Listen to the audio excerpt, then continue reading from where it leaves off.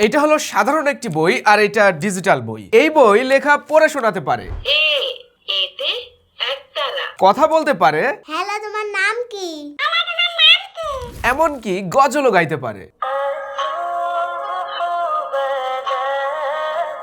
বর্তমান সময়ে সব থেকে বড় সমস্যা হলো বাচ্চাদেরকে স্মার্টফোন থেকে দূরে রাখা। তবে তাদের হাতে যদি এমন একটি বই দেওয়া যায় যেটি থেকে তারা মজার ছলে যেমন শিখতে পারবে তেমন তাদের মেধা বিকাশেও সাহায্য করবে, তাহলে কিন্তু মন্দ হয় না।